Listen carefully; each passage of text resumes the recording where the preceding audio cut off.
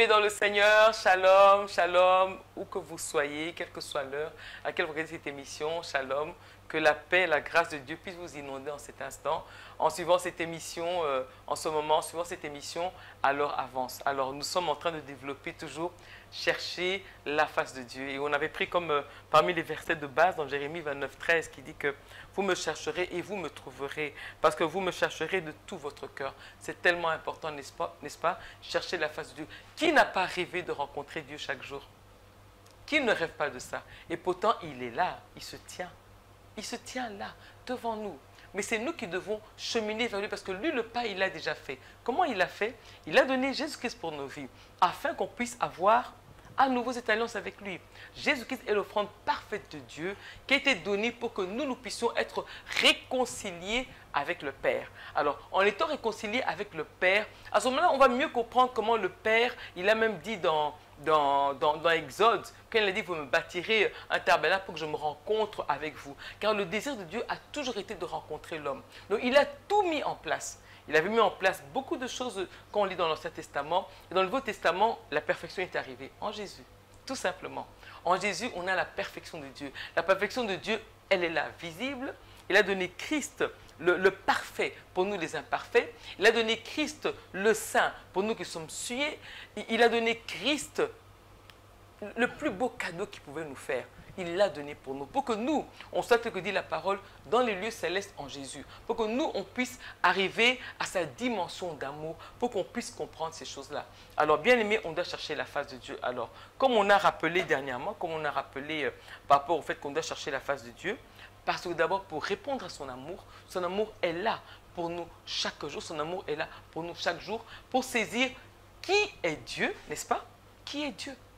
Et on a parlé dernièrement de Jésus qui a dit « Ne me touchez pas, je vais chez mon Père et votre Père, vers mon Dieu et notre Dieu. » Donc, notre Dieu est aussi notre Père. Il est comment? En Jésus-Christ.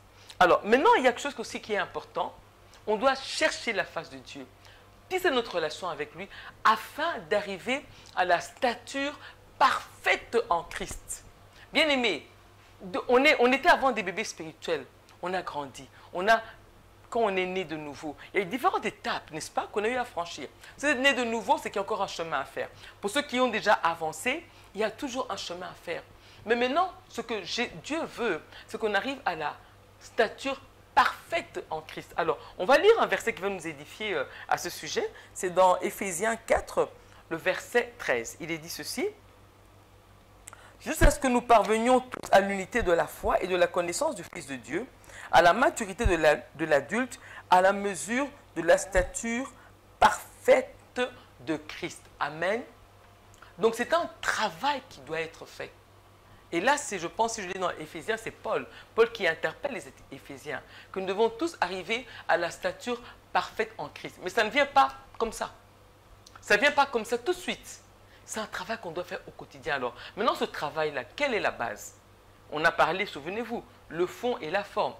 La forme, Dieu a mis à nos dispositions nos églises, on a nos cultes, on a nos assemblées, il y a plusieurs programmes et c'est là où nous sommes nourris chaque jour. Le fond maintenant, c'est le cœur qui cherche Dieu dans l'intimité. On va parler un jour du lieu secret, qu'on doit prendre le temps de cultiver l'intimité avec Dieu. Donc, cultiver l'intimité avec Dieu, c'est là où on va arriver à la stature parfaite en Christ. Parce qu'il faut que quand on nous voit, on voit en nous une lettre de Christ.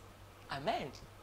Quand on nous voit, on doit voir en nous une lettre de Christ. C'est ce que nous devons arriver à être. C'est ça la stature parfaite de Christ. Il faut que quand on nous voit, on voit Jésus. Est-ce que c'est le cas? Même moi-même qui parle, je m'interpelle. Je m'interpelle pendant que je vous parle. Est-ce qu'on me voit arriver quelque part? Est-ce qu'on voit Jésus qui arrive? Lisez dans la parole. Jésus, quand il est arrivé, il a amené des solutions. Il n'y avait pas de solution. Là, il y avait la maladie, il a amené la guérison. Là, il y avait des problèmes, il a amené les délivrances. Là où les gens étaient aveuglés, il les éclairait. Parce que lui était la parole faite chair. Maintenant, voilà le challenge. Nous, on doit devenir une lettre de Christ. Et je pense qu'on peut le lire dans 2 Corinthiens 3.3. Si vous prenez le temps de lire 2 Corinthiens 3.3, il est écrit que nous devons devenir une lettre de Christ. Et c'est ça un grand challenge. C'est ça, arriver à la stature parfaite en Christ. Alors, maintenant, comment y arriver? Bien aimé, il n'y a pas 36 000 chemins. c'est tout simplement chercher la face de Dieu chaque jour. Créer une routine, le matin à telle heure, mais en même temps, des fois déborder de la routine. Créer des événements un peu avec votre Dieu. Prenez le temps de chercher sa face bien-aimée. Prenons le temps. Il est vrai qu'il y a beaucoup de pagaille ces derniers temps. Quand on sort, il y a les embouteillages, il y a beaucoup de choses qui nous distraient. Mais bien-aimés, quel que soit ce qui se passe dans notre vie, trouvons le temps de nous poser et de chercher la face de Dieu afin d'arriver à la stature parfaite en Christ. Soyez bénis et à la prochaine en Jésus-Christ. Amen.